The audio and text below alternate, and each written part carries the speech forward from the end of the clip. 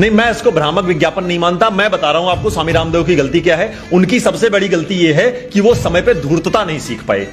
ये देश जो है ना, इस देश के लोग जो हैं, वो जो धूर्त, जितना बड़ा धूर्त होता जाएगा वो उतना ही उसको स्वीकार करेंगे।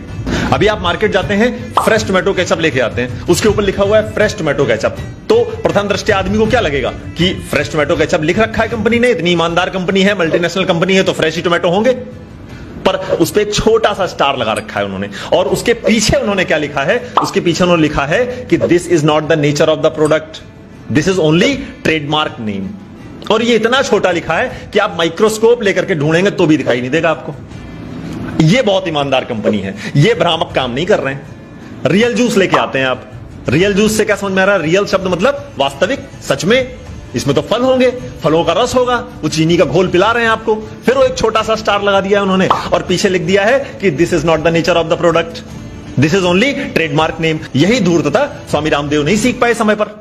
और एक तर्क और चल रहा है बहुत कि स्वामी जी चूंकि दवा बेच रहे हैं, तो दवा जो है वो स्वास्थ्य से संबंधित होता है, लोगों की सेहत से संबंधित होता है, इसलिए जो है कोर्ट उस पर इतना सख्त हो रहा है। कोर्ट किस लिए सख्त हो रहा है उसका कारण हमको भी पता है, आपको भी पता है। मैं यहां कोर्ट के ऊपर कोई टिप्पणी करने नहीं बैठा हूं, लेकिन मैं आपको बता दूं, दुनिया की कोई भी आयुर्वेदिक औषधि हो, आप ले आओ, मुझे कोई बीमारी नहीं है, मुझे खिला दो।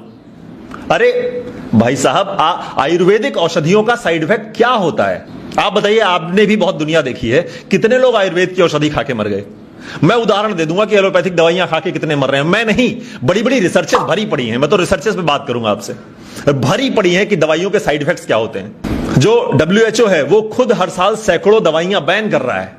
आप डायबिटीज की दवा खा रहे हो, किडनी की बीमारी हो जा रही है। किडनी खा रहे हो तो लीवर फेल हो जा रहा है, लीवर का खा रहे हो तो लंग्स की प्रॉब्लम हो जा रही है, लंग्स की दवा खा रहे हो तो हार्ट अटैक हो जा रहा है, कोलेस्ट्रॉल बढ़ जा रहा है। तो एक सन्यासी निकलता है एक दिन, वो कहता है कि छोड़ दो ये सारी दवाइयां, ये सब फालतू का है, सुबह 4 बजे उठो, योग करो, नहीं रहोगे स्वस्थ तो बताना। अरे लाखों लोग इस देश में स्वस्थ हुए हैं, 10,000 साल से आपके शास्त्रों में जो है योग लिखा हुआ है, योग दर्शन है, बहुत सारे अलग अलग बातें, आसन, प्राणायाम, प्रत्याहार, धारणा, ध्यान, समाधि सब है। लेकिन किसको पता था? एक सन्यासी आया, उसने इस पूरे देश में योग की अलग जगाई, योग घर घर तक पहुंचा दिया उसने। बाबा रामदेव को अब कुछ भी करने की जरूरत नहीं है, उन्होंने इतना काम कर दिया है जो एक सामान्य व्यक्ति अपने 100 जन्मों में कर पाएगा। लेकिन वो फिर भी लगे हुए हैं तुम्हारे स्वास्थ्य के लिए, इस देश के कल्याण के लिए। फिर कुछ लोग खड़े होकर के कहते हैं कि बाबा ने व्यापार क्यों कर लिया, उद्योग क्यों कर लिया?